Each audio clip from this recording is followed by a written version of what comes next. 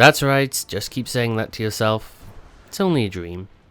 It's only a dream. We begin with John D., a currently incarcerated criminal daydreaming about defeating the Justice League. And I thought I'd actually have to break a sweat. I'll be doing the breaking.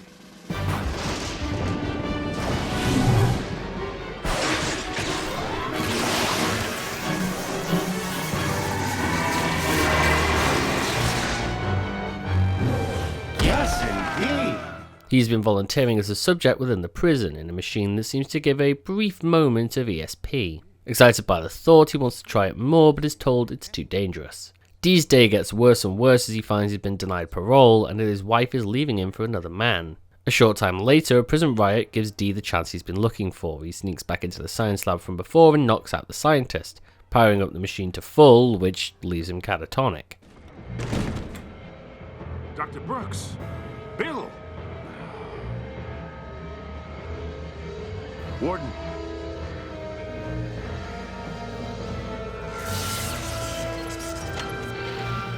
John! Get him to the infirmary, hurry! Whilst the League deals with the escapees from the prison, Batman and John bring back the first two, revealing that Batman has gone 3 days without sleep, something that will be important later, as well as learning of D, who has escaped, leaving a trail of catatonic men in his wake. D goes to his home and finds his wife, going all Freddy Krueger on her, and I do mean that to the fullest extent, as you'll see. You're crazy. I think you're finally seeing the real me.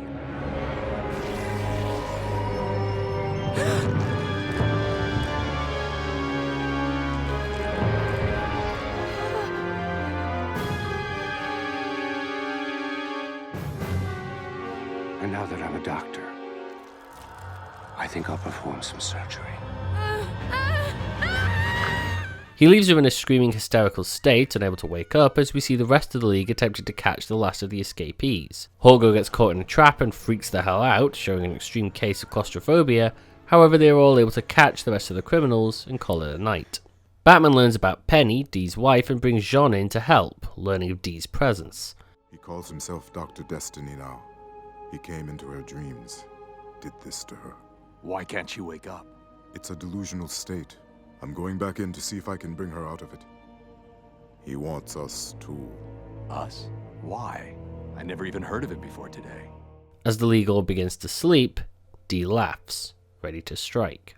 Batman attempts to warn the others, but Dee has gotten to them, trapping them in their nightmares. Flash has become so fast that everyone around him is super slow. Superman's powers grow out of control, killing those he loves. John has been gone from Earth so long he doesn't understand anyone anymore, whilst his ring's energy has begun to consume him, and Hawkgirl is trapped in a coffin, being buried alive. While Batman tries to track Dee down, John takes everyone to the Watchtower, learning of Penny's death through the news. Knowing the risk, Jean delves into the others' minds in a desperate bid to free them. Batman searching for Dee brings up nothing at first, and his lack of sleep is beginning to catch up with him. A search that was initiated by the Justice League. Dee was apparently a low-level LexCorp employee.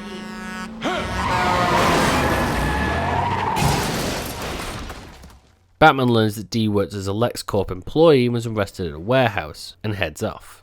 Jean is able to free the others from their nightmares, with Dee noticing, at first just taunting the heroes, but then actively trying to attack them, going full force as Flash is freed.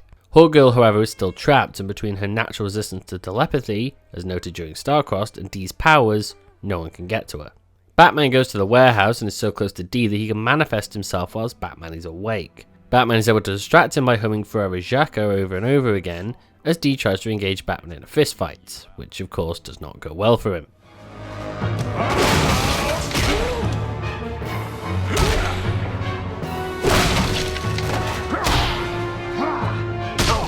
With Dee now sedated, Hawkgirl is free and Batman can finally rest, leaving us to see the state Dee has been left in.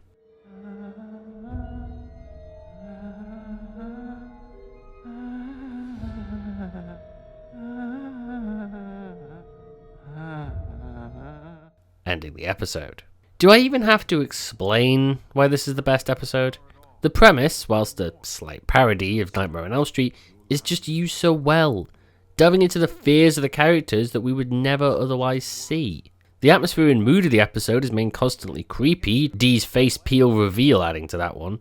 The nightmares, especially Superman's, are all ones of a little tweak that anyone might have, fearing things whether rationally or irrationally. Each character is needed here and used well, with the only person not appearing being Wonder Woman. And given that she would have just ended up like the others, not putting her in is fine. Whilst the Flash and Superman's nightmares were similar, they were different enough not to quite overlap all the way.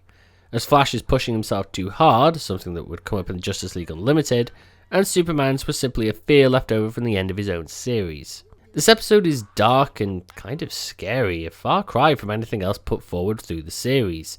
And truly, I can't see how anyone can say that this isn't the best episode of this whole thing. Though, I'm sure there will be people who say different, which is fine. But if I was going to show someone the best of the best for this series, this is where I'd go every time. However, the time has come for this list to end, with this whole thing being only a dream at number 1.